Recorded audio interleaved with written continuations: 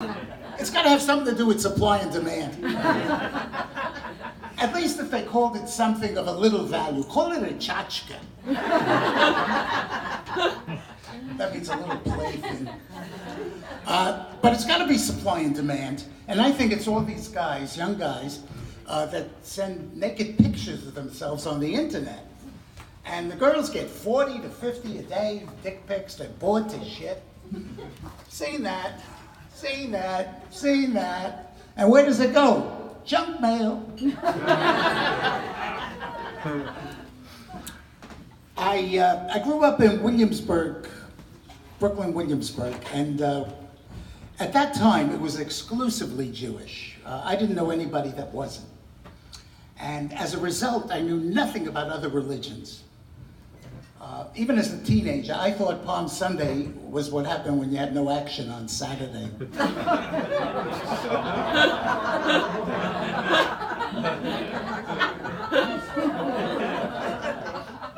Anybody else? And you'll never guess what I thought the resurrection was all about. And my friends and I, we were what you would call nice Jewish boys. And those of you that don't know what that entails, a nice Jewish boy is one part gentleman, one part faggot. And the reason I say that is because there was a whole sexual revolution going on, and we were pacifists. We didn't touch the girls. We didn't suggest anything. We didn't even talk dirty. We couldn't say get laid. We say get lucky. We talk in code. We see a good-looking girl, we say, I'd like to get lucky with her. Or let's go to the dance. Maybe we'll get lucky. You know, we're talking about getting laid as if it was like hitting the lottery, you know? And I guess it was, but nobody told us you had to be in it to win it. And would you believe it? My friends are still that way today. After all this time, they only speak in code, and not me. What's there to it? You know, it is what it is. This is 2018, you know, I could say get laid. Go with the flow, now is now. I've been this way since I was 75, 76. So, anyway, my family was kosher, they were Orthodox and kosher. And what that meant was, when we went on vacation, which was usually to the Catskills, it had to be, dietary laws had to be strictly observed. And the most important one is the time separation in between meat and dairy, very important. And one year we went to a place that was so observant that even the salad lady waited 6 hours in between shtupping the butcher and the milkman. That's what I call kosher. Her husband didn't think so, but that's what I call kosher. And my parents loved it, the Catskills. I was a teenager. I loved it, but for different reasons. They loved it because there's an enormous amount of food, you know, just, and they could rest and all of that. I loved it because every night there was a wonderful comic coming on, and just everyone that you're probably familiar with now. And in those days, the Borscht Belt humor was just wonderful. Just to give you some samples of the type of humor, Boris Tomaszewski, the wonderful Jewish actor, stage actor, he picks up a lady of the evening on 8th Avenue, and she looks the way he's dressed magnificently, and she figures, I'm gonna make a score. And at the end of the evening, he goes for his wallet and he gives her 2 tickets. And she looks at it, what's this? He says, I'm Boris Tomaszewski, the great actor. And she looks at it and she says, with this, I'm gonna buy bread. He says, you want bread? Go bang a baker. And Freddie Roman had a joke of an elderly couple and the wife is trying to rekindle the romance. And she's upstairs, she calls down to him in the living room, Stanley, why don't you walk up the stairs, come to the bedroom, and we'll make some hanky-panky. And he says, you want me to walk, climb all the way up the stairs for hanky-panky? Yeah. He says, I could do one thing or the other. And Freddie Roman, no, that was Freddie Roman, sorry. Myron Cohen The wonderful Myron Cohen had a joke of a Texan and a Jewish man, and the Texan is boasting. He said, back on my ranch in Texas, he says, I get into my car at 9 o'clock in the morning, and I drive, and I drive, and I drive, and by 2:30 in the afternoon, I'm still on my property. And the Jewish man says, I once had a car like that. And this was it. I was hooked. I didn't want to be a doctor. I didn't want to be a lawyer. I didn't want to be a movie star. I didn't want to be a baseball player. I just wanted to be in the Catskills and doing shtick, and wanted to do comedy. And so every day after high school, I go to my room, I'd practice jokes, I would do impressions. I even did Jewish parodies of the popular songs. Like, for example, there was a wonderful song of the day, a version of a gospel song, you probably know it, Down by the Riverside. And I put a Jewish spin on it, and it sounded like this. Yes, what the hell is this? Down by the matzo brei, I'm sure I saw her fly. Went down the matzo brei, I said a little service, miss. What's with the matzo brei? What's with the matzo brei? She said, have patience, little man. I only have 2 hands. I do the best what I'm able. You know, to wait is no big sin. What's more, you just came in. Besides, I don't work your table.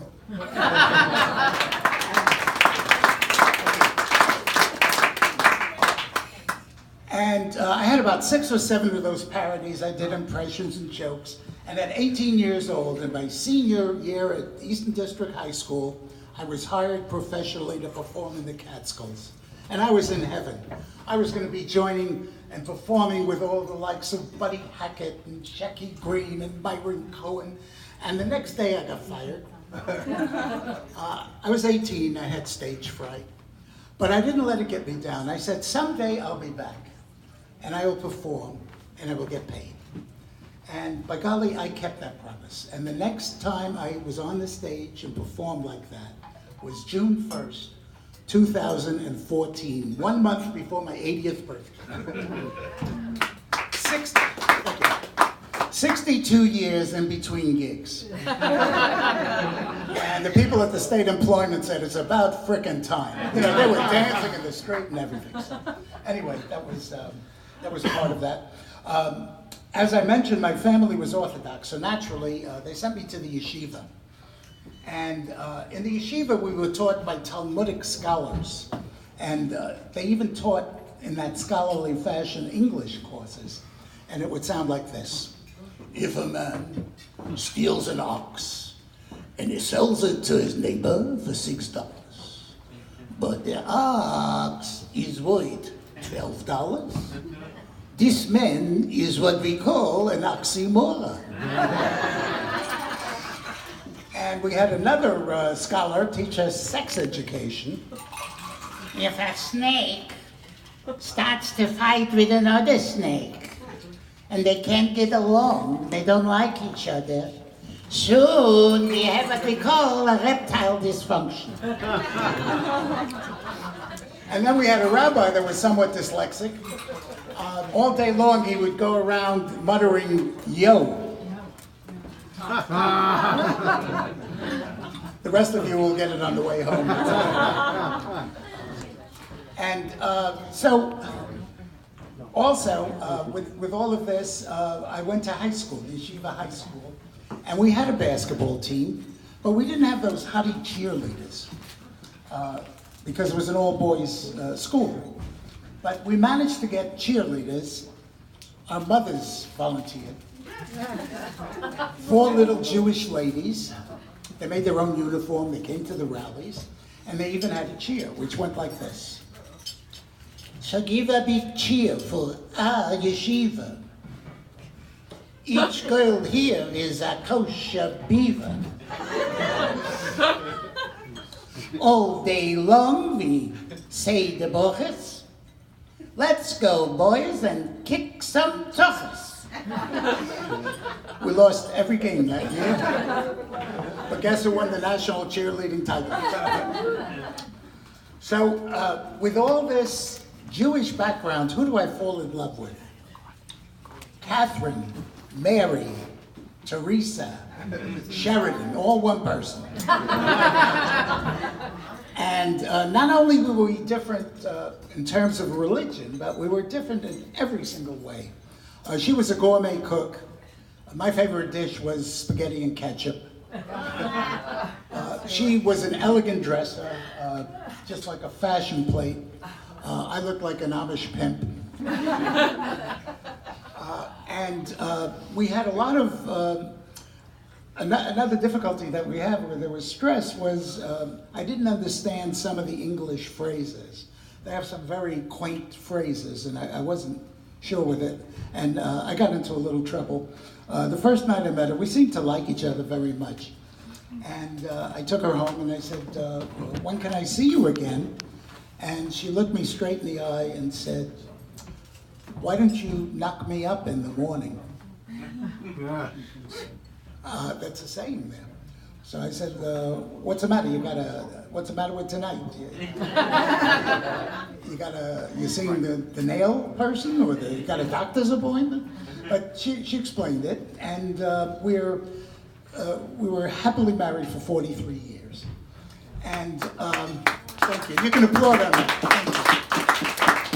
And the reason that we were so successful was right from the beginning, we agreed that we would,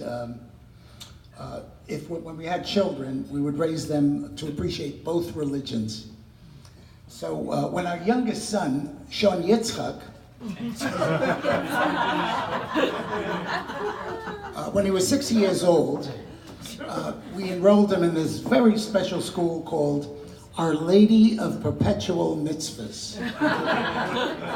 And it was run by an ex-nun who sold Amway products on the side, and a defrocked rabbi who was currently under synagogue arrest for selling bogus timeshares of cemetery plots in Boca Raton. And when Sean Yitzchak was 13, he was bar mitzvahed. And the congregation gave him this beautiful all-silk prayer shawl, a tallis, made by Christian Dior. It was very good. And our family would get together every year and celebrate all the holidays and sing songs from our past. And the highlight, one of the highlights for me was when my family, my grandfather, we called him Little Zeta. I had Little Zeta and Big Zeta. To give you an idea of how small Little Zeta was, Big Zeta was 4'7". And we would sing songs from the past. And he loved to, this is where I got it from, he loves to put spins on popular songs, listen to the radio and put Jewish spins on it. And this was his version of Santa Claus is Coming to Town. Yabba boy boy, yabba boy boy, yabba boy boy boy, yoy boy boy. Stanley Schwartz is coming to town. Gonna be happy, gonna be fun. Lots of dreidels for everyone. Stanley Schwartz is coming to town. He's such a famous doctor. He drives a big Rolls Royce. Just one flaw in his character. He's got this thing for little boys. So you better watch out. Careful, my child. This no good guy is an Oscar Wilde. Then Stanley Schwartz is coming to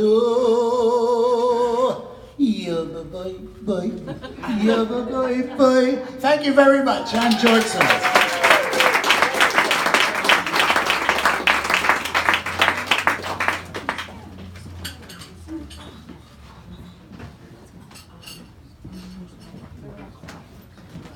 Thank you. Give it up for George. Sorry I took so